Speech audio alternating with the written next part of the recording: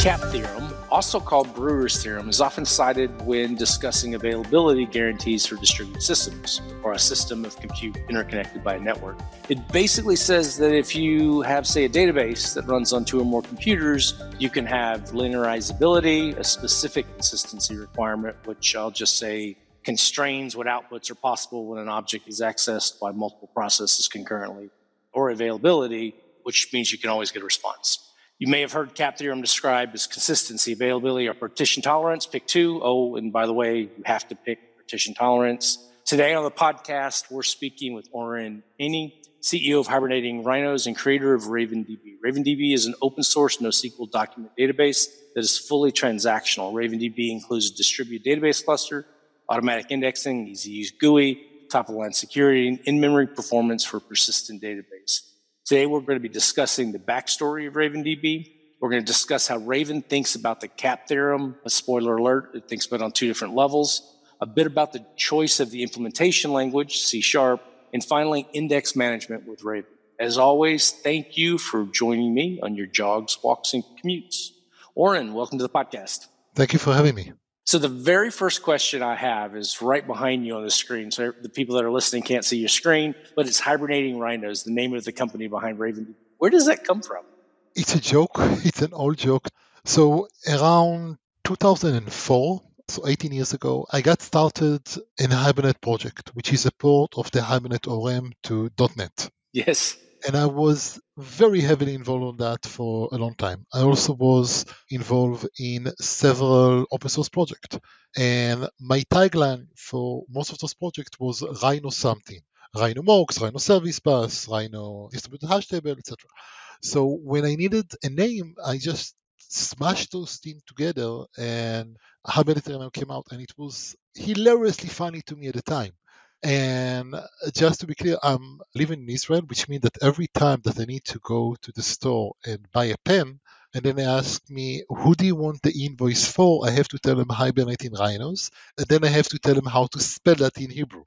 So right now, I would have really wished I would call the company 123 or something like that, if only for that reason. Yeah. Now you're going back to my early days. I came up as a Java developer, and then I had transitioned into doing C# for some different companies and for some different roles that I was in. So I remember in Hibernate real well when I was trying to grasp for similar tools that I was kind of familiar with in the Java world to bring into the C#. So you definitely triggered some memories for me. Trigger is the right word, I think. Triggered, that's a good word, huh? Okay, so in the introduction, I mentioned that Raven is a fully transactional NoSQL document store. Go deeper into that. What's the problem that RavenDB is solving? Go to 2006-07, thereabout. At the time, I was very big in the Hibernate community. I was going from customer to customer, building business applications and helping them meet their performance, reliability, all of the usual things that they want to have. And at the time, the most popular databases I work with were SQL Server, MySQL, Oracle sometimes, stuff like that. And every single customer ran into problems. Now, I was working with Hibernate. I had a very deep level of knowledge about how to make Hibernate dance and do things. I was also a committer, so I could make change to the code base and have them there. And it felt like this never-ending journey of trying to make things work properly. At some point, I realized that the problem wasn't with the tooling that I had. The problem was the actual issue that I was trying to solve. Also, remember, at this time, domain-driven design was all the rage, and everyone wanted to build a proper model and domain for the system and build things properly. But there was this huge impedance mismatch between how you present your data in memory, story type objects, a lot of interconnection and complex things. And then you have to hydrate that to a database. And oh my God, you have 17 tables for a single object. And if you wanted to have a complex object graph with polymorphism and queries and things like that, well, you have a discriminator table, you have a union table, you have partial table inheritance. And also, we are in a podcast, but people, if you could see his face right now, he's like, trigger all over the place. And the problem was you couldn't do that. The database that you used that actually fought you in order to do that. And you had options of either basically building transaction scripts And even if you want to build a transaction script, which is basically raw read and write to the database, we are building such complex applications today, and 15, 20 years ago was the same in many respects, that the amount of back and forth that you had to go with the application database was huge. So I started looking into other options, and I ran into NoSQL databases at the time. And it was amazing because it broke an assumption in my head that the relational model is how you store data for persistence. So I started looking into all of those non-relational databases. And at the time, there were many of them. In 2007 or thereabout, there came the Dynamo paper from Amazon, which had a huge impact on the database scene. And there were all sorts of projects such as React and Project Voldemort and a bunch of other stuff like that. MongoDB, CouchDB at the time, and all of them gave you a much better system to deal with a lot of those issues. However, if you actually looked into what you're giving up, it was horrendous. NoSQL databases typically did not have transactions, which is nice if you're building a system that can throw data away. MongoDB famously was meant to store logs. And okay, we lose one or two entry once in a while. No big deal. That wasn't the reason it was meant to be. So transactions are something that happened to someone else. But then you realize that, okay, I want to build a business application. I actually care about my data. I cannot accept no transactions. And some databases said, oh, you can get transactions if you write this horribly complicated dance in order to do that, which still isn't actually safe, but pretends to be so.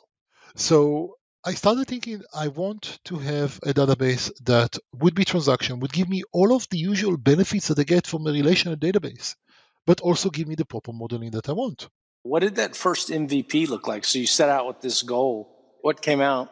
So the first version was basically there is a storage engine that comes with Windows that is called eSent that was recently open sourced, recently as in 2-3 years ago. And this is a DLL that comes with every version of Windows that implements an ACID, B-tree, and ISAM index sequential access method. This is a very old terminology. I'm talking about 70s, 60s even, but it is an amazing technology for many respects. And I took that as the ACID layer that I had. I plugged in Lucene for indexing, mixed them together with fairly primitive UI at that point, and I then created a client API that mimic to a large extent the API and Hibernate and other ORMs that give you the ability to operate on actual domain objects and persist them in a transactional manner with all of the usual things such as unit of work, chain tracking, all of those. And on top of that, you had a full text search, you had the ability to query the data in any arbitrary way, and the database would just respond to you.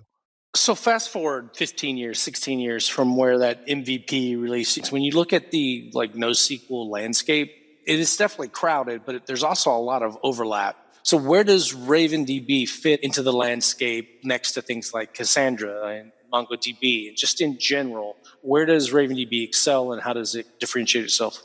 RavenDB is a document database. It stores documents in JSON format.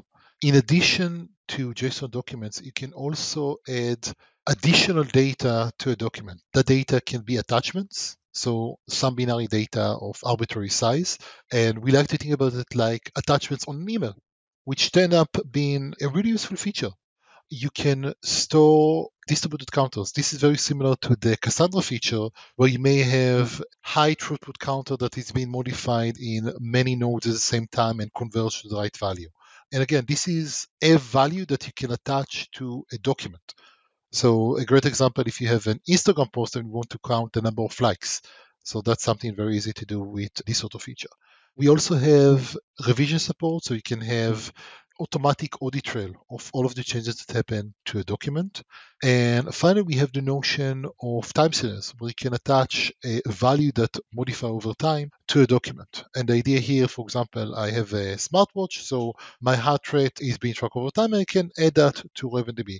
And The idea here is that each one of those 4 or 5 different aspects of a document have their own dedicated and optimized system that is meant to make it easy for you to implement all sorts of features.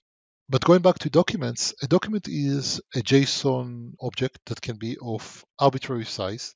Practically speaking, RavenDB can accept a document up to about 2 gigabytes in size. Okay. Yeah, do not go that way. Other important features of RavenDB, you have a query language. We call it RQL, and just very similar to SQL, except that select is in the end, basically. You can also issue commands such as patches or transformations that happen on the server side. You can have a transaction that would modify multiple documents from the same collection, from different collection all at once.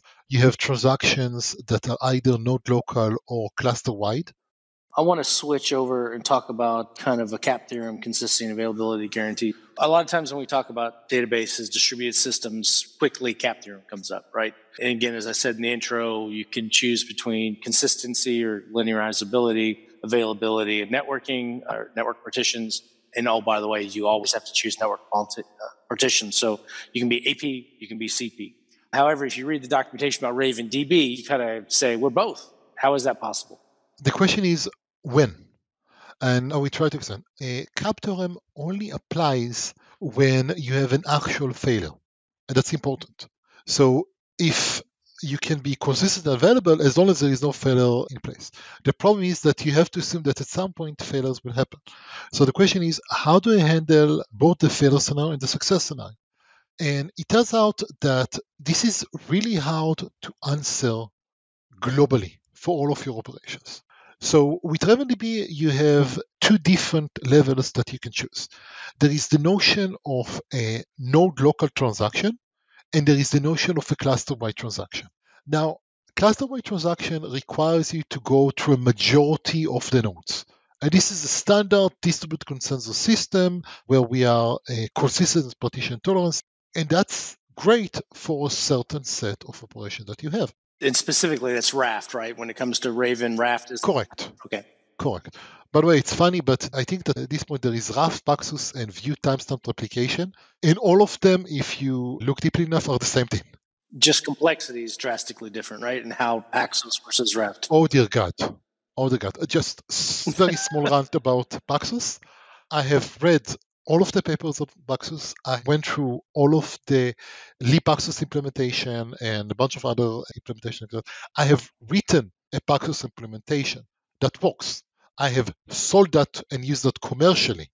And to this point, and I'm talking about 17 years of distributed programming experience, I have no sense of how this works. Nice. You make the rest of us feel good about it too, then. Yeah. And then I read the Raft paper, and it was like this show of angels singing. Like, I get it. There are details, and Raft isn't trivial to implement. Yeah, there are all sorts of pitfalls that you have to be aware of. But I grokked it. I understood the concept of how this is supposed to work. I could reason about it. Yeah, you're not the first person to make that comment on the podcast to me. Because that was what it was designed for, to be understandable. So we use Raft for distributed consensus, and that's good for high-value things. But the problem with distributed consensus that you have to apply that every single time. Now, in a cluster, that means that in order to accept a decision, you have to make at least 2 network round trips. If you're working on a transactional system, you have to pay the cost of multiple fsyncs to the disk, and that can dramatically increase the latency that you have. For the happy part, I'm not talking about the failure mode, just the happy part, you have a higher latency involved. Now, there are all ways of trying to reduce that and optimize, but in the end of the day, you have to do network round trips and fsyncs to the disk, and those things cost a lot. So RavenDB has this notion of node local transaction. And the idea here is that in many cases, you just want to store the data. And if there is a failure, we can recover afterward. In the case of RavenDB, there are 2 layers to the distributed nature of RavenDB. At the bottom layer, you have database nodes that are running using a gossip protocol, and a node local transaction would write the data to one of them and then asynchronously replicate it to the rest of the nodes in the cluster. At the cluster level, you can have a cluster-wide transaction that would apply a transaction to all of the nodes in the cluster. So those are the two levels that you have. One of the critiques of CAP theorem, I'm thinking specifically Martin Kleppman, his paper, I think 2015 or so, it's called a critique of the CAP theorem. And you referred to it a little while ago. It talks about like failure modes, like it's complete failure for network partition. But he kind of talks about things like slowness or just latency in the system. In this two-level design that you have, how does something like latency or slowness affect the different failure modes with RavenDB? Depending on how you want to manage that. So let's talk about failure modes for a second. I write to RavenDB a set of documents, and I want them to be stored. By default, I would use a node local transaction, which means that I get to the node, it persisted to the disk. So real quick, when you say a local node transaction, is that a specific operation that's doing that, or are you just writing to RavenDB that happens to be a local node operation? So you have a transaction, you have a session, you modify things, then you call save changes. That batch, all of the changes that happen in the transaction, is sent to RavenDB in one shot. That batch of operations is going to be a transaction, and that's going to be persisted. You have the options of selecting that transaction to be a cluster-wide or node local transaction. And if this is a node local transaction, then that node will tell you, okay, I'm done. Once it flashed the data to disk, once it was made durable. And that's it. If you ask it to be a cluster-wide transaction, then it has to get a consensus that this has been persisted to disk on majority of the nodes in the cluster. So this is where you have the latency versus a consistency issue. But just to that point, as the developer writing it, as the person interacting with it, you do have to be thinking about where you want this data persisted, cluster-wide or local. You need to make that. No, in all cases, the data would be persisted cluster-wide. The issue is what is the consistency guarantees that you're requiring for that. And I know what is the value that is involved. So I can make that determination on a case-by-case basis. I got it. So you're, as the person writing the code, executing the use case, or making the decision, like, what's my trade-off? But you're making that one, right? Got it. Okay. Another thing that is important is that what happens if the node that I'm trying to write to has failed? Then RavenDB would transparently redirect the transaction to another node. So a node failure is just something that happens and you typically don't notice. There's another question that I wanted to ask you about RavenDB. One of the things that kind of stood out to me as I was kind of diving in, looking into it, is the code base is in C#. What's the design thinking around C# as opposed to some of the other system languages that you might use today? Say something like Rust. I want to touch a little bit on Rust because it has a huge hype, and I wrote not insignificant amount of code in Rust, and I considered myself to be an okay developer, programmer, know quite a few languages, have enough experience to say that I've been around the block, and Rust is super annoying. You have to continuously make the compiler happy. Now, I spent a few weeks, 2 months, and separated by a couple of years trying to do things, and it just was really annoying to get things done. Conversely, in C, I swim because there is no mental overhead, and then I crash because of invalid memory exception or something like that.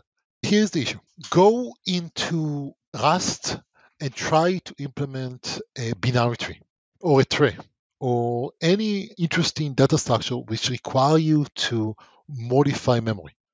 And you realize that this starts as impossible, and as you learn more, you become only slightly extremely hard. But that is specifically on Rust because I find it an ergonomic language. Going back to why C#. Just real quick on that, though, like the Rust community would say, like the constructs like ownership within the language allow you to be able to do things like you're talking about more safely than in places like C++. So they'd argue that it's needed complexity. Let me give you a great example. As a database, I deal with pages. I have a page that I get from the buffer manager, and this is a mutable page because I'm going to write to that. And I need to update the header, and I need to update the content of the page. The easiest way for me to manage that in C, for example, is to say, okay, let me cast the page pointer to the header and modify that. And let me cast the data portion of the page to a data objects array and manage that. And I try to do that with Rust. And no, you cannot have mutable reference to the same thing, but that's what I actually want because I have this piece of memory that I arbitrarily decide that it needs to be muted in multiple ways. And the typical way you would resolve that in Rust would be, just use a box or a RC or any of those sort of things. But in this case, I'm looking at the raw bytes that I'm working on. So you have to jump through multiple hops to do that. Or you have to copy the data, mutate it, and then copy it back, which is I want to do a zero copy system.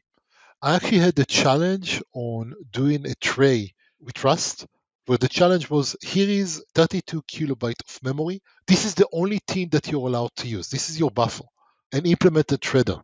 And people did it in Rust, which in a way that was completely unintuitive and broken. Okay. All right. So C#. So don't like Rust. Yeah. On the other hand, by the way, Zig is an amazing language. We love it. Zig is very small. It competes with C and not C++, but it gives me all of the tools that I want to build system level software. It gets off my way and it's nice. But you still have C#. I still have C#, yes.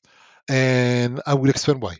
C# is an interesting language because go back to 2000 when it came out and realize that one of the things that made C# distinct from Java was that Microsoft was blocked from adding extension to Java that made it work well on Windows.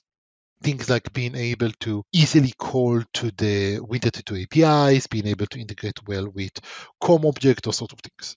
And when Microsoft was forced to go with the .NET and the CLR, then they had a really interesting design. For example, you had value types from day one. You had the ability to allocate memory off the heap from day one because all of your existing infrastructure that you would integrate with require that. So calling to native code was trivial. That also meant that to a very large extent, the language was already geared to give you multiple levels in which you can work with. And I'm going back to C# 1.0, but going back to C# in 2015, at that time frame, we had reached a decision point for RavenDB.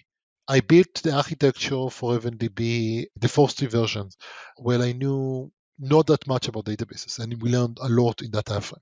And we couldn't push that architecture any longer. And we had all of the classic issues with managed systems. So high GC utilization, inability to control what's going on in many cases, and stuff like that. And I sat down and wrote a design document for how we want to do things. And one of the things that were quite obvious to me is that I have to take ownership on all of the big resources that I have. So CPU, IO, and memory. And we looked into doing things in C++ or C at the time. And that was, okay, let's start walking barefoot to Beijing, basically. I can do that. There is a lane path from here to Beijing, but that's probably not something that I want to do. And because, okay, where is my hash table? Or how do I do things like concurrent data structures? You can do that, but this is like this huge, complicated topic. So we looked into, can we control the resources that we want in C#? And it turns out that you can do that. You can allocate native memory. You can control your allocations. There are well-known patterns for object poolings, for off-heap allocations, for build your own thread pool. So you can have fine-grained control over where and how you're executing. And here is a great example. In RavenDB, which is a C# application, we have our own string type. It's insane. I mean, the classic example about bad C++ code bases is that they have three different string types. Well, it turns out that for RavenDB, we deal a lot with JSON, obviously. And one of the interesting things about that is that we did a performance analysis of what's costing us in terms of CPU utilization. And it turns out that 45% of our time was spent in one method, write escaped string. Because wherever we wanted to write a string to the network or anywhere else, we would have to check if this JSON string had an escape character in it and then escape it. And now we kind of write a lot of JSON strings. So what we did was, okay, reads and writes in RavenDB are typically skewed heavily toward reads. So when we read a document from the network, we store it internally in a format that tells us where the escape positions are. So in most cases, when I write it, I can just send the full block directly to the network without having to do any processing. And we also implemented our own JSON document type. And the reason for that was that I can now have a system that is zero copy. If you think about it, if you have a JSON string and you have, let's say, 100 kilobyte of a JSON string, I want you give me the name of the third person. You have two options. You can parse that into an in-memory object and then just process the DOM, or you can try to do a sequential scan and hope that you would find the result before the end, both of which are incredibly expensive. But there is another thing that you have to consider here. If you parse a JSON string into an object, you are at the mercy of the structure of that object. What do you mean by that? The cost of GC in all modern languages is based around the number of reachable objects that you have. But if you have a very complex JSON object, then as long as that has a reference, all of that object graph has a reference, and now you have to do far more work. So with RavenDB, a document is represented as a pointer to a mmap file, and we can just go directly into that. We can then traverse that document using pointer arithmetic to find the exact value that we want, and then send that over the network. And that's a difference of 1,800 times faster than the other alternative. The numbers are utterly insane, but it turns out that this is not sufficient, because when you start to control your own memory, you start doing object pools and native memory and manage that yourself, then you have all of this nice fast things that you have, but you'd also remove from the purview of the GC so much thing that it used to do. So now GC has a far smaller managed heap to work through, and you handle that. But, and this is funny, because this is where it starts to get really interesting. I don't have to do that level of work each and every time. I can absolutely say, you know what? This is a debug endpoint. It happens once in 2 hours if someone is feeling generous. I can just write it in the fastest, quickest, generate some code, generate some memory, I don't care. Which means that my velocity for building things is far different. But there is also another thing here. In C++, in Rust, in Zig, any of the native languages, what happened if you messed up and you lost a reference to an object? Well, you have a memory leak. Enjoy finding that. Here's what happened with the way we did things. We have native memory, and if we lose a reference to that, the GC will come and clean up after me, because I have a managed object that holds a handle to this native memory. And if I lost access to that, the GC would collect that. It would execute a finalizer. In debug, I would get this big notice, hey, something happened, you missed something, and I would go and fix that. But in production, that means that I have someone who is making sure that I'm still up and running, even if something happened. So you like C#, or you chose C# because it gives you kind of a managed platform, a managed framework that lets you operate both at a lower system level and still operate quickly for times when you don't need that lower level programming to be able to improve velocity by working just at a higher level. So you can operate at 2 levels plus get a managed framework. There is actually another interesting scenario that came up here. So the interesting thing about it is that we started very early and it was a rough journey.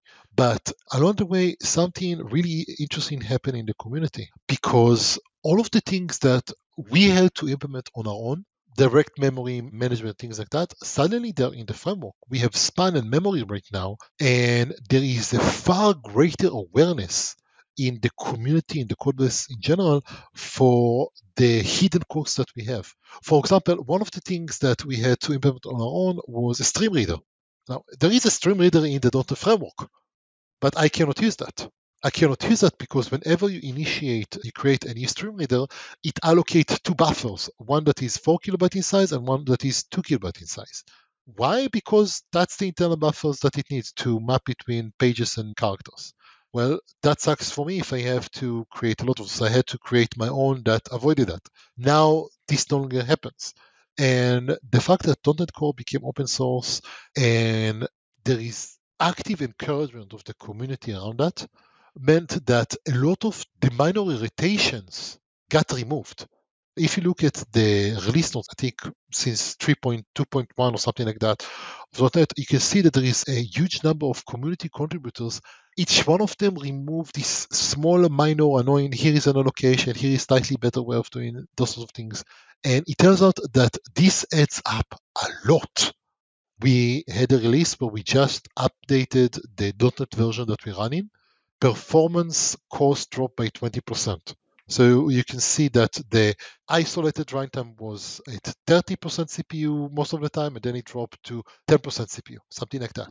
All right, Oren, I need to start to wrap. It was an awesome conversation with you. I want to ask about what's next. I know that sharding is going to be re-added. It was removed a while back and it's being added again. So tell me about sharding and why it was removed in the first place. So RavenDB first gained sharding around 2011. And between 2015 and 2018, we had this big rewrite of everything, and sharding didn't make the cut. Or to be really more exact, we explicitly removed sharding from that. Now, sharding is a quite complicated topic. And because it became niche with the growth of hardware, we decided not to try to support that. But I want to explain something about how this works. Sharding support that we added in 2011 was from the client perspective. So you go and define the sharding configuration that you have on the client, and then the client would know how to route requests and things like that. That works not that great. But what ended up happening over time is that we realized that we want to have as little configuration as possible on the client side. And the reason for that is how do you support operations? I want to be able to modify things, and I don't want to have to go and redeploy code to all of my clients. I want to be able to go to the database engine and say change and have it applied. So that was a real issue. So what we decided to do, we decided we want to implement a sharding on the server side. And this is actually what we are busy doing for the 6.0 release of RavenDB, which we hope to be in mid Q3 of this year. All right, Oren. Well, thank you for the conversation for today. Thank you for joining us, and I look forward to chatting with you again in the future.